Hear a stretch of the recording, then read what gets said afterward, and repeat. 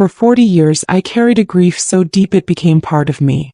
The loss of my child, my first child, was a wound that never truly healed, no matter how many years passed, no matter how much I tried to accept it.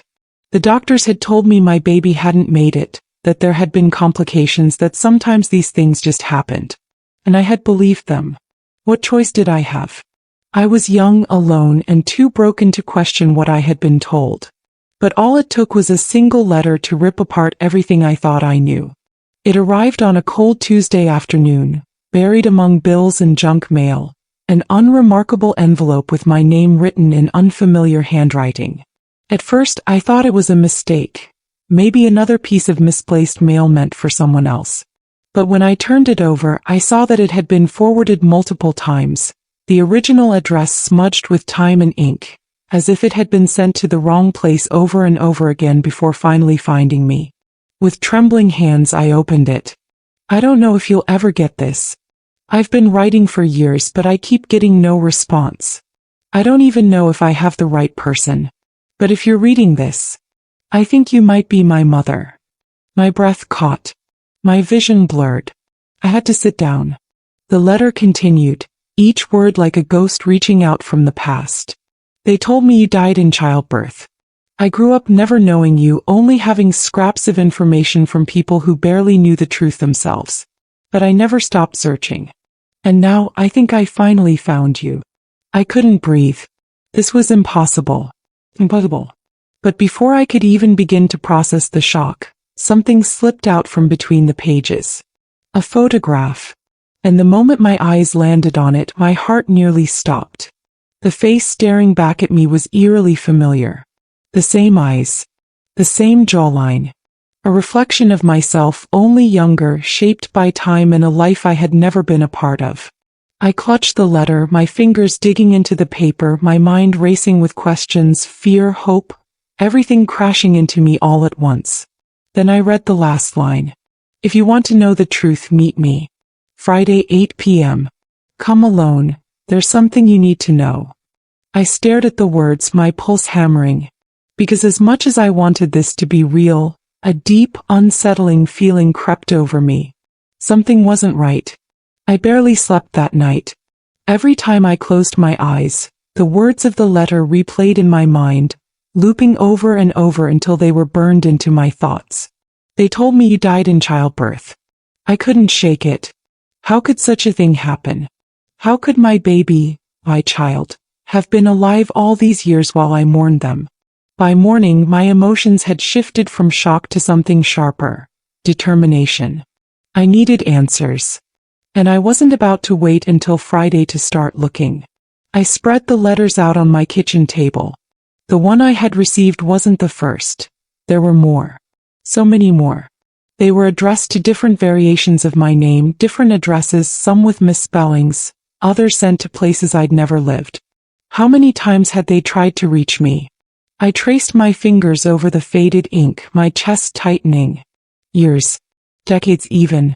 They had been searching for me just as I had been unknowingly grieving them. Then I noticed something else. Each letter had a return address. It was an old post office box in a town I'd never heard of, about 3 hours from where I lived. I grabbed my keys. I didn't think. I just moved. The drive felt like it stretched on forever. The road an endless blur of pavement and faded yellow lines. My mind raced through possibilities. Maybe there had been a mistake at the hospital. Maybe someone had taken my baby without my knowledge. But why? Who would do such a thing? By the time I reached the town, my hands were gripping the steering wheel so tightly my knuckles ached. The post office was small and unassuming, the kind of place that looked like it hadn't changed in decades. I stepped inside, the bell above the door chiming softly. An older man stood behind the counter, flipping through a stack of envelopes. I hesitated before approaching. How do you even begin to explain something like this? Clearing my throat, I slid one of the letters across the counter. This return address, I said. Do you know who owns this box? The man frowned, adjusting his glasses. Been a while since I've seen that one, he muttered, rubbing his chin. Used to belong to someone who came in pretty regularly. Not so much anymore. My stomach clenched. Do you remember their name? He nodded slowly.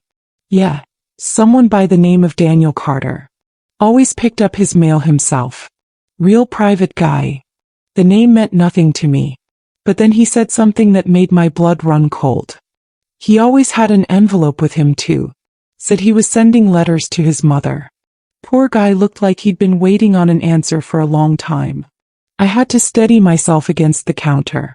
For years my child had been writing to me. Sending messages into the void, never knowing they were being lost along the way. And now after all this time they were asking me to come alone. There was something they needed me to know. But I was starting to wonder if I was truly ready to hear it. Friday arrived too fast.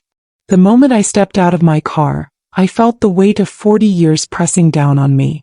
The meeting place was an old park. The kind that probably looked charming in the daylight but felt eerie under the dim glow of streetlights. The air was thick with the scent of damp earth, and every shadow seemed to stretch a little too far. I clutched the last letter in my coat pocket, its words burned into my mind. Come alone, there's something you need to know. My heart hammered as I scanned the empty benches, the winding paths. And then, there. A lone figure stood near the old gazebo, hands tucked into their pockets, head slightly bowed. Even from a distance, something inside me recognized them. A connection that had been buried but never severed. My child. As I stepped closer, he lifted his head and my breath caught. He looked like me. The same sharp eyes, the same tilt of the mouth. Time had stolen our years together, but it hadn't erased the bond. For a moment we just stood there staring. Then, in a voice that was quieter than I expected, he said, "You really came." I nodded, unable to trust my own voice. He exhaled as if releasing years of tension all at once. Then he reached into his pocket and pulled out another envelope, thicker, heavier than the others. "I need you to see this," he said, holding it out. My fingers trembled as I took it. The envelope was worn, the edges curled. When I opened it, a stack of aged documents slid into my hands. Medical records. Adoption papers. Hospital discharge forms. And then I saw it, my own signature. Except I had never signed these papers. A cold dread washed over me as I scanned the documents, my stomach twisting with every word. According to these records, I had given up my child willingly. I had signed them away. But I hadn't. I gripped the papers tighter, my vision swimming. This isn't real," I whispered. "They forged it," he said. His voice was steady, but there was something raw beneath it. "The hospital. Someone there. They told my adoptive parents that my birth mother didn't want me. But my mom, my adoptive mom, always felt like something was off. Before she died, she told me to look for you." I shook my head, my breath coming in short gasps. 40 years. 40 years believing I had lost my child. 40 years of grief, pain, and unanswered questions. All because of a lie. "I don't know why they did it," he continued. "I don't know who. But someone made sure we never found each other." I pressed a hand to my chest, trying to steady myself, but the world was tilting. Then I saw the last page. A name. One I recognized. And suddenly I understood. This wasn't just a mistake. This was a crime. And the person responsible for it was still out there. My hands shook as I clutched the final page. My eyes locked on the name printed in ink that had long since faded but still carried the weight of a lifetime's deception. I knew this name. Dr. Margaret Holloway. She had been my attending physician the night I gave birth. The one who had looked me in the eye, voice heavy with manufactured sorrow, and told me my baby hadn't made it. The betrayal crashed over me like a tidal wave, stealing the breath from my lungs. The grief I had carried for 40 years, the nights spent cradling emptiness, the birthdays that passed like ghosts, all of it had been because of her. And she was still out there. I gripped the papers so tightly they crumpled. "She did this," I whispered, more to myself than to my child. "She stole you from me." He nodded, his expression unreadable. "I thought you should know the truth." My mind was spinning. Who else had been involved? Why, Was it money? A child trafficking scheme? Or something even darker? There was only one way to find out. I wasn't going to let this end with a name on a piece of paper. I needed to see her. To look her in the eye. To make her face what she had done. Dr. Margaret Holloway was still practicing medicine. That fact alone sent a shiver through me. I had expected to find an obituary, maybe a quiet retirement somewhere, but no, she was still working. Still delivering babies. Still holding lives in her hands as if she hadn't destroyed mine. The thought made my blood turn to ice. The next morning I drove to the hospital where she worked. My child, my son came with me. We didn't speak much on the way there. We didn't need to. The weight of what we were about to do settled between us like a living thing. I walked through those hospital doors with my heart pounding, memories clawing their way back to the surface. The bright lights, the smell of antiseptic, the echo of voices down long hallways. It was all the same. And then I saw her.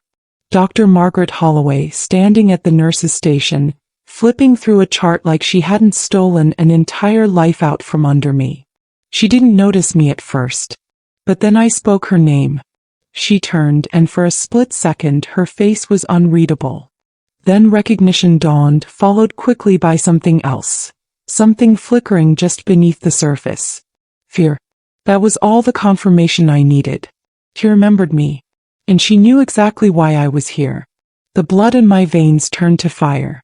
40 years of grief, of anger, of unanswered questions. Everything I had lost, everything we had lost, was because of her. And now she had no place left to hide. Dr. Margaret Holloway took a step back, gripping the edge of the nurse's station as if she needed it to stay upright. Her face was pale, but she wasn't shaking. Not yet. She was assessing, calculating. I could see the flicker of defense rise in her eyes, the instinct to deny, to deflect, to escape. She didn't want to answer me. She wanted to run. I felt my son's presence beside me, his body tense, his silence heavier than words. He had lived 40 years in the dark, and now the woman who had stolen his truth stood before him. Say something, I demanded, my voice sharper than I intended. Tell me I'm wrong. Tell me you didn't do this. For a moment I thought she would. She opened her mouth, then closed it again, her lips pressing into a thin line. Then she sighed. It was long, slow, like someone accepting something they had spent a lifetime avoiding. I was young, she said finally, barely above a whisper. I almost laughed.